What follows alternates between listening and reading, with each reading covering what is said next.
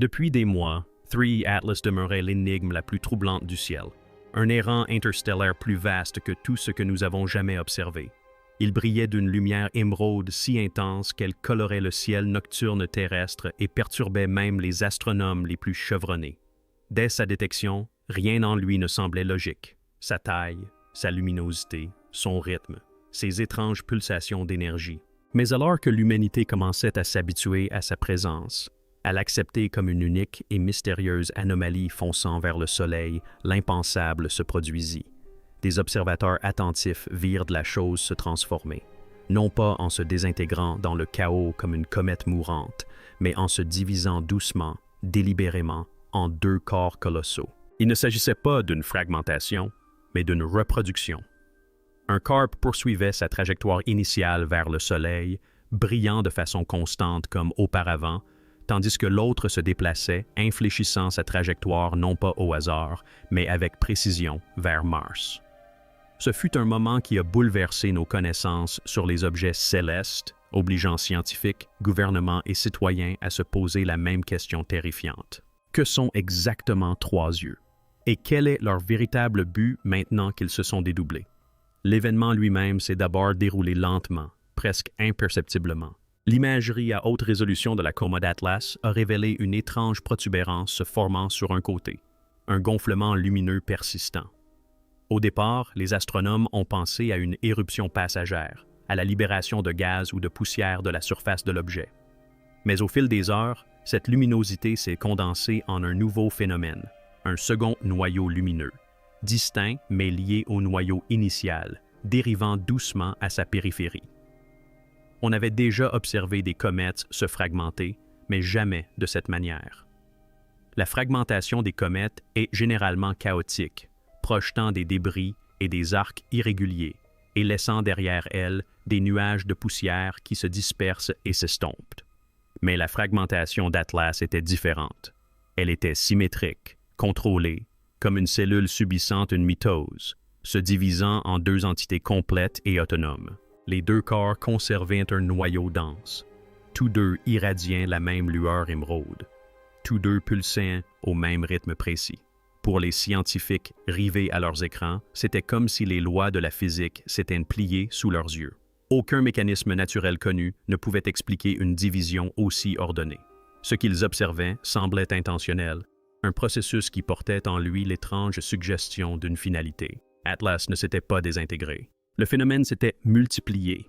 Une fois la scission incontestable, l'attention s'est portée sur la question de la trajectoire. Les deux corps allaient-ils suivre le même chemin? Le second fragment allait-il dériver sans but, emporté par l'inertie dans l'espace profond? Des calculs orbitaux ont apporté la réponse en quelques jours, et les résultats ont provoqué une onde de choc dans la communauté scientifique. L'Atlas initial de 3E maintenait sa trajectoire régulière vers le périhélie, son passage au plus près du Soleil. Mais le second objet commença à dévier presque immédiatement. D'abord subtil, le changement s'accentua à chaque observation jusqu'à ce que les données révèlent une vérité glaçante. Sa trajectoire se dirigeait droit vers Mars. Ce n'était pas un hasard. Ce n'était pas un accident de la mécanique céleste. Le nouvel objet avait stabilisé sa trajectoire, semblant intercepter l'orbite de la planète rouge. Soudain, les rêves de l'humanité concernant Mars, ses rovers, ses orbiteurs, ses missions planifiées et ses projets de colonisation furent mis en péril. Un corps de la taille d'Atlas fonçant vers Mars pourrait anéantir les satellites, déstabiliser la fine atmosphère martienne et même projeter des débris vers la Terre. Pourtant, certains commencèrent à murmurer une autre possibilité. Et si cette trajectoire n'était pas destructrice, mais délibérée? Et si Atlas s'était divisé, une moitié poursuivant sa danse avec le Soleil, tandis que l'autre se dirigeait vers la planète que l'humanité considère depuis longtemps comme sa seconde patrie? Plus troublant encore que la division elle-même était l'étrange lien qui subsistait entre les deux corps. Des instruments répartis sur toute la planète et en orbite ont détecté que leurs impulsions électromagnétiques restaient synchronisées, clignotant de concert malgré la distance croissante qui les séparait. Tels des phares jumeaux, ils émettaient des bouffées de rayonnement avec une précision étonnante, comme s'ils étaient encore reliés par un fil invisible. L'analyse de leurs impulsions a révélé une synchronisation, des fréquences et des variations identiques, comme si chaque moitié d'Atlas continuait de communiquer avec l'autre, fonctionnant comme un seul organisme déployé sur des millions de kilomètres. Les implications de ce phénomène ont déconcerté les scientifiques. Deux objets distincts, séparés et se déplaçant sur des trajectoires différentes auraient dû perdre une telle synchronisation parfaite. Pourtant, ils restaient en parfaite harmonie et leurs effets se propageaient. Les satellites en orbite autour de Mars commencèrent à enregistrer des fluctuations inexpliquées dans leurs capteurs, comme si la planète rouge elle-même était déjà sous l'influence de l'astre qui s'approchait. Même le télescope James Webb signala des interférences en tentant de se focaliser sur la région proche de Mars, ses instruments étant perturbés par des distorsions rythmiques alignées sur les deux impulsions d'Atlas. L'idée s'imposa qu'il ne s'agissait pas de deux entités distinctes, mais d'une seule présence divisée, d'un phénomène unique maintenant une conscience malgré les immenses distances. Ce n'était pas la destruction, c'était l'expansion. À mesure que les trajectoires orbitales se précisaient, le sentiment d'angoisse s'intensifiait. Le second objet ne se contentait pas de passer près de Mars. Il convergeait avec une précision alarmante. Sa trajectoire croisait la zone même occupée par les satellites et les rovers de la planète, comme s'il avait choisi la planète rouge comme cible. Coïncidence ou intention? Les gouvernements s'empressèrent de repositionner les engins spatiaux, mais des observatoires privés et des astronomes indépendants commencèrent à remarquer quelque chose d'encore plus étrange. Le second objet n'était pas seulement lumineux. Il émettait des motifs lumineux structurés, des spirales, des grilles et des formes géométriques scintillaient sur son halo émeraude, comme une écriture dans le ciel. Certains comparaient ces motifs à des constantes mathématiques. D'autres soulignaient d'étranges ressemblances avec d'anciens symboles gravés dans la pierre sur Terre. Pour beaucoup, cela ressemblait moins au reflet chaotique de la lumière du Soleil d'une comète qu'à un message, une manifestation adressée à Mars. Si le premier fragment d'Atlas était le héros, une pièce destinée à achever sa course autour du Soleil, le second semblait être un messager, une présence dont le regard était fixé sur la planète rouge. Et à chaque heure qui passait, la question devenait plus difficile à ignorer. Mars avait-elle été choisie comme destination, étape, ou pour quelque chose de bien plus troublant? Alors que le second fragment d'Atlas poursuivait sa marche régulière vers la planète rouge, les astronomes commencèrent à observer de subtils changements sur Mars. Son atmosphère ténue, d'ordinaire calme et prévisible, se mit à présenter des perturbations soudaines. Des tempêtes de poussière se formaient selon des motifs bien trop organisés pour être aléatoires, s'enroulant en spirale d'une symétrie troublante.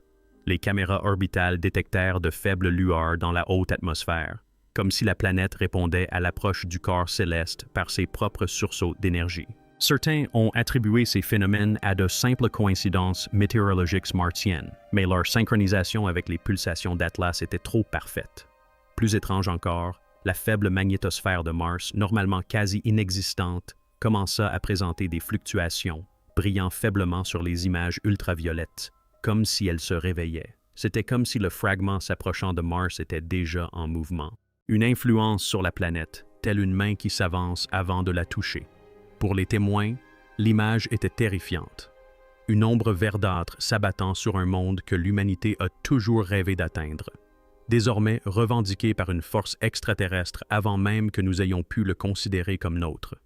Normalement, un événement de cette ampleur, la division d'un objet interstellaire en deux dont une moitié se dirige vers Mars, ferait la une des journaux. Pourtant, la NASA et les autres agences spatiales n'ont quasiment rien communiqué.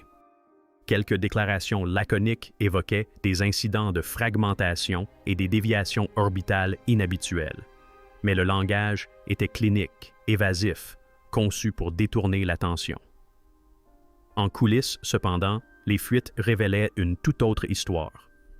Des sources internes parlaient de simulations frénétiques montrant des impacts possibles avec la surface de Mars ou ses lunes. Les ingénieurs s'inquiétaient de la sécurité des rovers et des orbiteurs, d'autant plus que les coupures de communication avec les équipements de martiens se faisaient plus fréquentes. Pourtant, au lieu de transparence, les dossiers furent scellés. Les flux de données publiques furent mystérieusement interrompus lors d'observations cruciales. Certains y virent une mesure visant à éviter la panique, tandis que d'autres crurent à une situation bien plus grave. La NASA aurait déjà compris que le second objet ne se comportait pas comme un fragment naturel et aurait décidé de dissimuler sa véritable nature. Pour le nombre croissant d'observateurs indépendants, ce silence devint une confirmation en soi qu'un événement extraordinaire, voire dangereux, était en train de se produire et que le monde était tenu dans l'ignorance. Au moment où le fragment a franchi la ceinture d'astéroïdes, la synchronisation entre les deux corps de l'Atlas a commencé à évoluer. Au lieu de se diriger uniquement l'un vers l'autre, les impulsions se sont désormais alignées avec Mars elle-même. Les instruments ont détecté une résonance de basse fréquence centrée sur la planète rouge, un bourdonnement qui a résonné à travers les orbiteurs et les rovers. Même les faibles sismographes enfouis dans le sol martien par les missions précédentes ont enregistré des vibrations inhabituelles, des secousses rythmiques qui correspondaient aux impulsions émeraudes traversant l'espace. Les scientifiques peinaient à expliquer comment un corps céleste pouvait interagir avec une telle précision avec une planète située à des millions de kilomètres, mais le schéma était indéniable. Mars n'était plus une simple cible.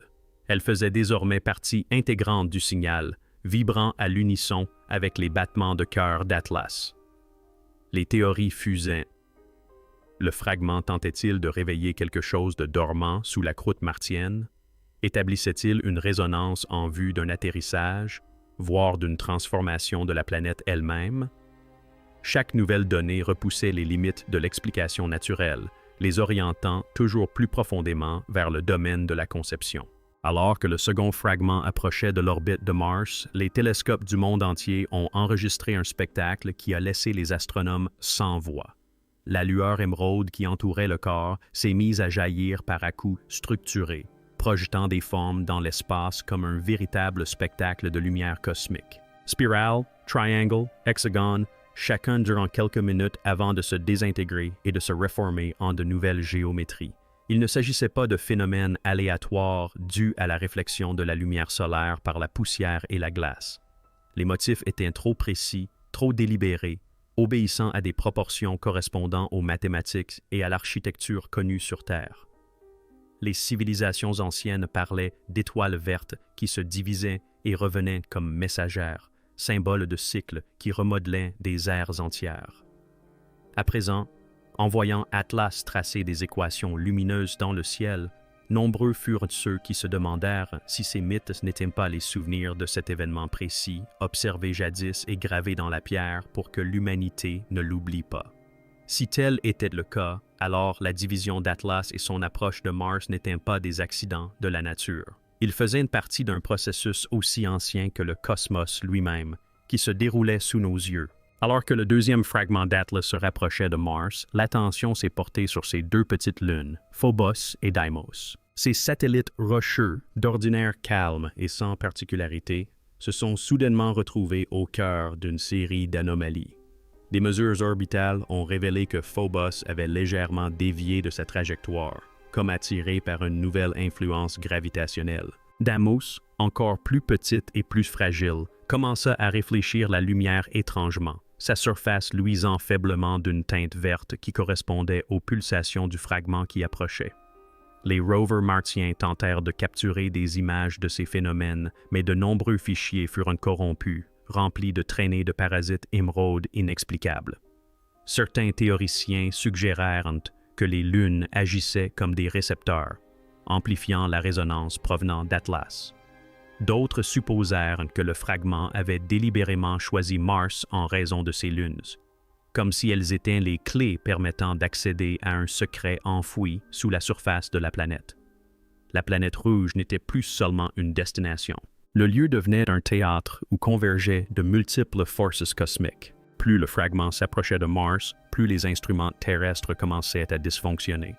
Les satellites en orbite martienne se déconnectaient les uns après les autres, transmettant des flux de données brouillés ou devenant totalement silencieux. Sur Terre, les télescopes qui tentaient de photographier le fragment subissaient des arrêts inexpliqués, leur système redémarrant sans intervention.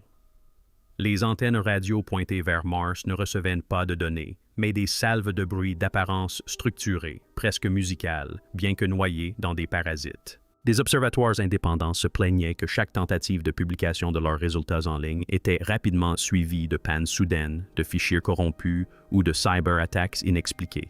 C'était comme si l'univers, ou peut-être ceux qui comprenaient mieux Atlas que nous, empêchaient l'humanité de voir en détail ce qui se passait. Pour la première fois dans l'histoire moderne, le monde se trouvait presque aveugle à un événement astronomique qui se déroulait sous nos yeux, ne percevant que des bribes de vérité par intermittence. Puis vinrent les rapports en provenance de Mars elle-même. Les sismographes embarqués lors des missions précédentes commencèrent à enregistrer des secousses inhabituelles au cœur de la croûte, des vibrations différentes de toute activité tectonique mesurée jusqu'alors. Ces lueurs étaient rythmiques, vibrant au rythme de l'éclat émeraude des fragments qui se rapprochaient de la planète. Les rovers à la surface, malgré de nombreux dysfonctionnements, parvinrent à capturer d'étranges phénomènes atmosphériques. De faibles lueurs vertes à l'horizon, des tempêtes de poussière lumineuse tourbillonnant non pas de façon aléatoire, mais selon des motifs ressemblant à des spirales et des hexagones. C'était comme si la planète elle-même réagissait à l'approche, vibrant en résonance, faisant écho à la géométrie dessinée dans le ciel par Atlas. Certains scientifiques murmuraient qu'il ne s'agissait pas d'une interaction extérieure, mais d'une activation intérieure, que le second fragment d'Atlas ne venait pas détruire Mars, mais réveiller quelque chose qui avait toujours été là, enfoui sous la poussière rouge, attendant le signal adéquat. Des récits anciens venus de la Terre prirent soudain une importance nouvelle. Des civilisations du monde entier, des Mayas aux Sumériens, évoquaient des étoiles jumelles ou des flammes vertes dans le ciel qui se séparaient avant de descendre vers un monde rouge. Nombreux étaient ceux qui rejetaient ces histoires comme des mythes, des récits symboliques de création ou de destruction. Mais à présent, grâce aux télescopes qui ont observé la division d'Atlas et l'un de ses fragments dévié vers Mars, les parallèles sont devenus trop précis pour être ignorés. Des chercheurs ont mis au jour des gravures représentant deux soleils reliés par un pont de lumière. D'autres montraient un serpent aux écailles d'émeraude enroulé autour d'une sphère rouge. Simple coïncidence ou réminiscence? Faibles échos d'un cycle cosmique oublié depuis longtemps par l'humanité? Si les civilisations anciennes avaient déjà aperçu Atlas, son retour n'était pas un accident orbital. C'était une récurrence, une réapparition délibérée à un moment prédéterminé. Et si les mythes disaient vrai, Mars avait toujours été au cœur de ce dessin, non comme une victime, mais comme un maillon essentiel d'un processus qui dépasse l'entendement humain. À mesure que le fragment se rapprochait, la surface martienne subit des transformations inexplicables. Les tempêtes de poussière, autrefois chaotiques, aléatoires et simplement alimentées par le vent, commencèrent à s'organiser en spirales colossales visibles depuis l'orbite. Il ne s'agissait pas de tourbillons de poussière naturelle, mais de vastes structures coordonnées, tournant au rythme de la même pulsation émeraude qui émanait du fragment. Les satellites encore opérationnels ont capturé de faibles lueurs d'éclairs verts au sein des orages. Des éclairs d'énergie perçaient le fin ciel martien en synchronicité avec le rayonnement d'Atlas. Certains scientifiques affirmaient que ces tempêtes n'étaient que des perturbations atmosphériques dues à des interférences électromagnétiques, mais la symétrie était indéniable. D'autres osèrent suggérer que ces tempêtes n'étaient pas un phénomène météorologique, mais un signal.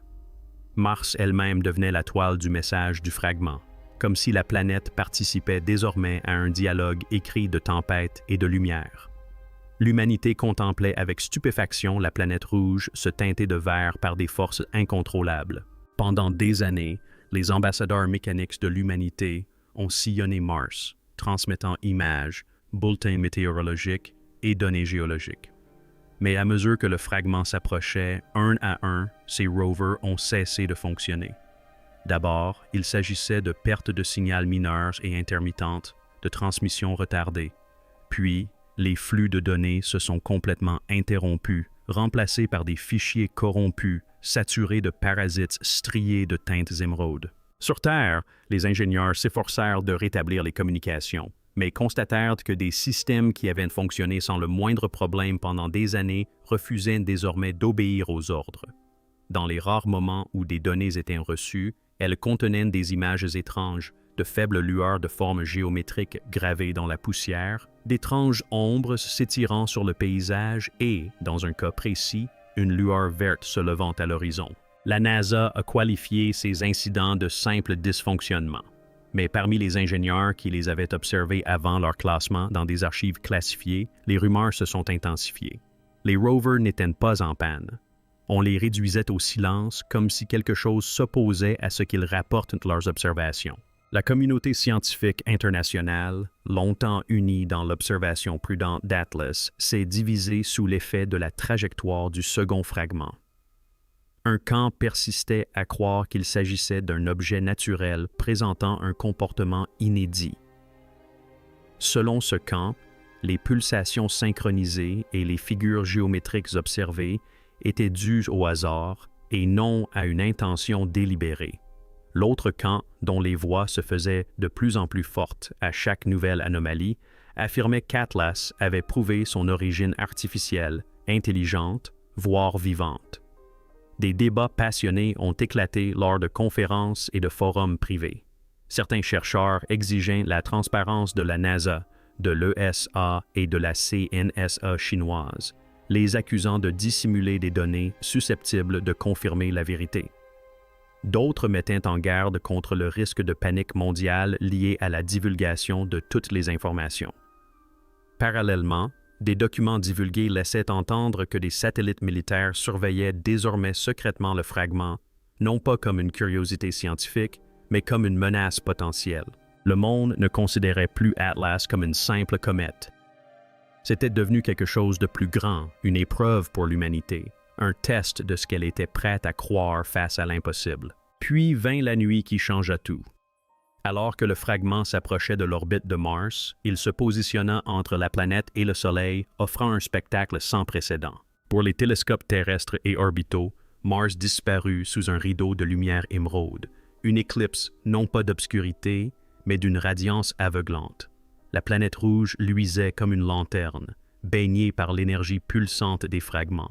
Les observateurs juraient avoir vu des motifs changeants onduler à sa surface, de vastes contours ressemblant à des hexagones et des spirales s'étendant d'un pôle à l'autre.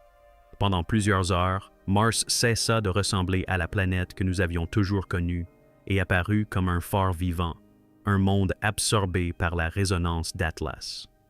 Lorsque l'éclipse prit fin, la planète réapparut, mais plus rien n'était pareil. Mars avait été marqué. Et qu'il s'agisse d'un avertissement, d'une transformation ou du début de quelque chose de bien plus profond, l'humanité comprit qu'elle venait d'assister à un moment de l'histoire cosmique qui resterait à jamais gravé dans les mémoires. Dans les jours qui suivirent l'éclipse d'émeraude, les moniteurs sismiques martiens, bien que la plupart dysfonctionnèrent, commencèrent à enregistrer des phénomènes inexplicables. Il ne s'agissait pas de secousses aléatoires, mais de vibrations rythmiques pulsant en parfaite harmonie avec la lumière des fragments. Ces ondes se propageaient profondément, résonnant depuis le manteau de la planète, comme si quelque chose enfoui sous Mars avait été réveillé par la résonance. Les rovers survivants, qui continuaient d'envoyer des données fragmentaires, enregistrèrent d'étranges fluctuations dans la signature magnétique du sol, suggérant l'existence d'immenses structures ou cavités souterraines réagissant au signal. Certains scientifiques émirent l'hypothèse d'une réactivation d'anciens systèmes volcaniques, perturbés par l'énergie des fragments. Mais d'autres murmurèrent une idée plus inquiétante. Mars attendait dormante, recelant sous sa poussière des secrets que seul un visiteur comme Atlas pouvait percer. Si cela s'avérait vrai, il ne s'agissait plus d'une simple anomalie cosmique. C'était une interaction délibérée entre une planète et une entité qu'il avait choisie, comme si Mars elle-même avait fait partie de ce plan depuis le début. Puis, sans prévenir, la résonance se propagea au-delà de Mars. Les radiotélescopes terrestres commencèrent à capter de faibles mais indéniables échos de la même impulsion qui reliait jadis les deux fragments d'Atlas. D'abord faibles, noyés dans le bruit de fond, les signaux s'intensifièrent rapidement, se répétant à des intervalles trop précis pour être ignorés. Décryptées en spectrogramme, ces impulsions révélèrent des formes répétitives, spirales, hexagones et motifs, étrangement identiques aux géométries observées autour du fragment près de Mars. Ce n'était plus un spectacle lointain confiné à la planète rouge. Il avait traversé l'espace et nous était parvenu, porté par le vide comme un message transmis délibérément. Les gouvernements se sont empressés d'intercepter et de classifier les signaux, tandis que des chercheurs indépendants ayant capté les premiers fragments ont publié leurs découvertes en ligne avant que leurs comptes ne disparaissent mystérieusement. Pour la première fois, l'humanité a compris que la division d'Atlas et son voyage vers Mars n'étaient pas des événements isolés. Ils faisaient partie de quelque chose de plus vaste, quelque chose qui s'adressait directement à la Terre, et quel que soit le message, il commençait à peine à être entendu. Pendant des mois, nous avons observé Atlas défier les lois de la nature, brillant comme un être vivant, palpitant comme un cœur à travers le ciel. Mais lorsqu'il se scinda en deux, l'humanité entra dans un nouveau chapitre de l'histoire de ce visiteur interstellaire. Un fragment poursuivit sa route vers le Soleil, tel un héros, tandis que le second infléchit sa trajectoire vers Mars avec une précision chirurgicale. Ce qui se produisit ensuite redéfinira à jamais notre vision non seulement d'Atlas, mais de l'univers tout entier. Mars, la planète que l'humanité a toujours rêvé de coloniser, est devenue le théâtre de quelque chose de cosmique, de quelque chose d'ancien. Les tempêtes de poussière se réorganisèrent en spirales d'une symétrie impossible. Phobos et Deimos, les lunes, brillaient d'une lumière émeraude, et la croûte de la planète rouge tremblait de pulsations rythmiques en harmonie avec l'énergie des fragments. Mars n'était pas frappée, elle s'activait. L'éclipse d'émeraude, la résonance sous la surface, le silence soudain de nos rovers. Tout convergeait vers une même vérité glaçante. Atlas ne détruisait pas, il éveillait, puis vint l'écho. L'impulsion même, qui avait synchronisé les deux fragments et transformé Mars en un phare résonnant, traversa le vide spatial et parvint sur Terre. D'abord faible, un murmure dans le brouhaha des radiotélescopes. Mais elle gagna en intensité, se structura, devint indéniable. Des motifs émergèrent. Géométrie, mathématiques, ordre. Les mêmes symboles gravés dans la pierre par des civilisations disparues. Les mêmes mythes d'étoiles jumelles et de serpents verts fendant les cieux. C'était comme si Atlas était non seulement revenu dans notre système solaire, mais aussi dans notre mémoire, nous rappelant un cycle que l'humanité avait déjà connu. Le silence de la NASA est peut-être le signe le plus révélateur. Ils savent que les signaux sont parvenus jusqu'à la Terre. Ils savent que Atlas a déjà commencé à remodeler Mars et ils savent que si c'est un cycle, alors nous ne sommes pas la première espèce à voir le ciel virer au vert émeraude et à nous interroger sur la suite. La vérité qu'ils refusent d'admettre, c'est que Voyager, Webb et maintenant nos propres instruments terrestres confirment tous la même chose. Atlas n'est ni une comète, ni un astéroïde, ni un accident. C'est un processus, un dessin, une présence porteuse de sens. À présent, dans l'attente, la question n'est plus de savoir si Atlas est vivant. La question est de savoir s'il a choisi Mars comme berceau ou si son éveil là-bas n'est que le premier pas vers quelque chose de plus vaste, quelque chose qui impliquera bientôt la Terre elle-même. Car les signaux n'appartiennent plus à un autre monde. Ils sont ici et maintenant, palpitant dans notre ciel, vibrant dans nos machines et peut-être résonnant au plus profond de nous-mêmes. Le compte à rebours a déjà commencé et lorsque Atlas fera son prochain mouvement, l'humanité sera confrontée à une vérité à laquelle nous ne sommes pas préparés. Nous ne sommes pas en train d'observer une comète venue d'une autre étoile. Nous assistons à un éveil qui pourrait redéfinir à jamais notre place dans le cosmos.